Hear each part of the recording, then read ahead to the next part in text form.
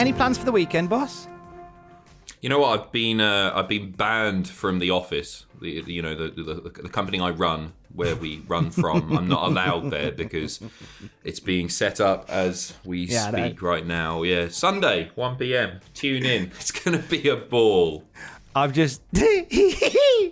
Sorry, Sam just sent me a picture of it. What does it look like? I can't tell you. Here is your wrestling news. Hell in a Smell this weekend. WWE are embarrassed by a writer's comments. We have the reason for the Raw Women's title disqualification from Hell in a Cell, and a top star has re-signed with WWE. Find out who in a little bit. Imagine taking a job and not knowing anybody what works there, and despite the fact that it's your job to know what works there. Well, that was a rather wonderful story that came down yesterday from one of the WWE's newest writers, Kenice Mobley. And she did an interview, which we talked about in the news video yesterday, where she didn't remember the name of the WWE champion. And we've got a little update on that, haven't we, Adam? That's right, WWE themselves embarrassed by Kenice Mobley's comments. Meltzer writing in The Observer. This turned into a fairly big thing, heavily talked about on social media, but also noted among those on the inside. Mobley was also under the gun for speaking publicly on subjects that WWE doesn't want talked about. One person very close to the situation noted the negative reaction to this and said that she's not the only one in this situation, and this is typical of many of the writers. But where they were embarrassed is by this going public. It makes WWE to the outside world look blindingly stupid. What's your take on this, Tom? I had a theory that this is Kenice Mobley working us stupid marks. You gonna eat your hat by any chance? Because I think that's bollocks. I don't plan to consume any trilbies, but because she's a comedian.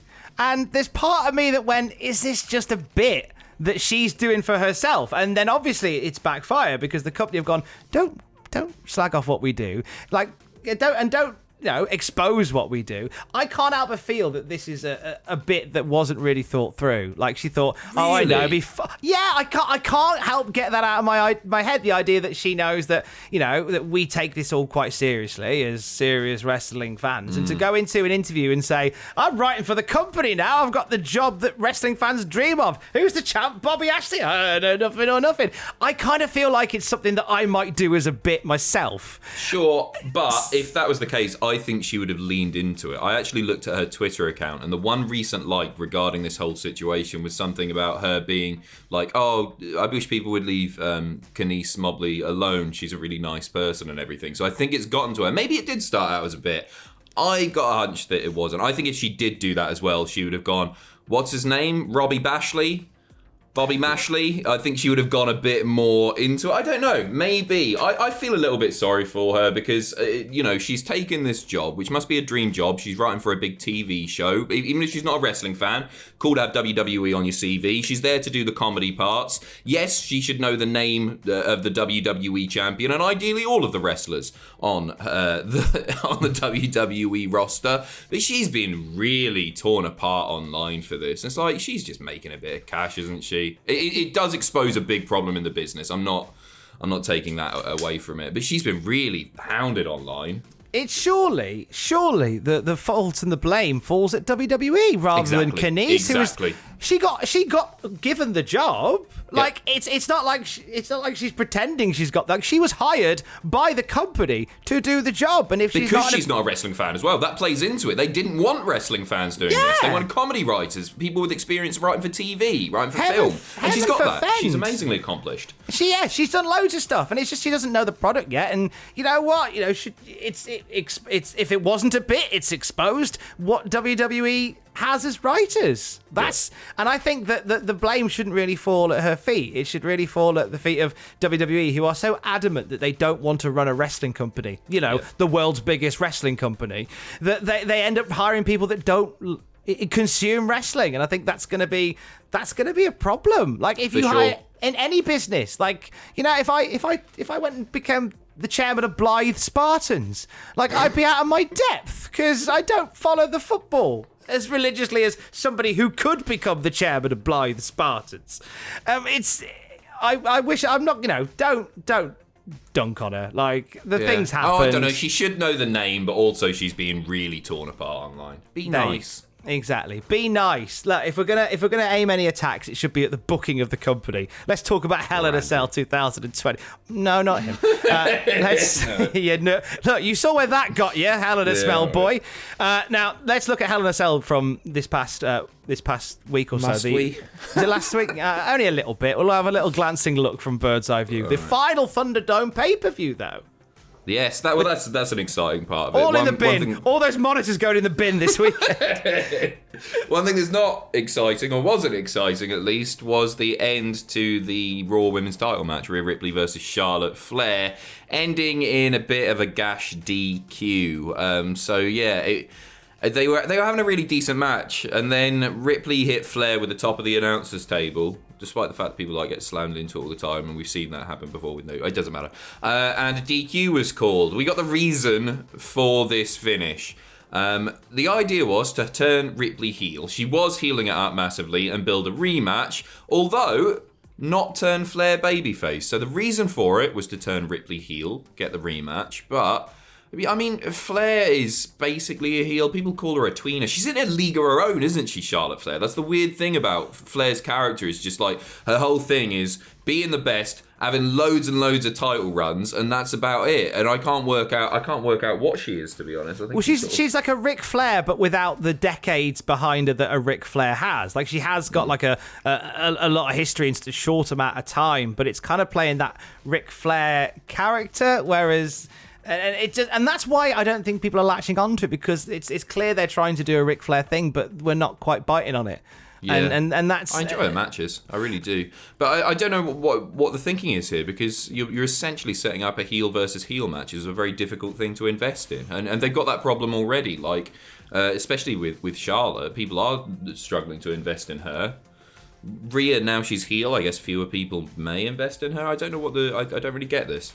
I also think Rhea Ripley's a brilliant babyface, and I think you're missing a trick on not letting the fans cheer her. I think she's a great figurehead for the company as a good guy, especially up against this. Like it's so to me, it's really obvious. You've got this this very alternative character who has pushed her way up through the ranks to do what she does, and then you've got a character that you can play off the fact is, she was born into the business, and we know, I'm not in the storyline, you can play on that, and that's an obvious face versus heel dynamic. Like, why ruin that and make somebody who we all want to cheer somebody that we all have to boo? This is going to be, I guarantee, when we're back in front of crowds, Rhea Ripley's going to come out, people will cheer, especially if she's opposite Charlotte Flair. Especially. Remember when Becky Lynch turned heel on Charlotte Flair and the place lit up and it began the rise of the man? That wasn't what we want. It was the one thing that we didn't want to happen. We thought this would make Charlotte Flair the top face. Let's try it again.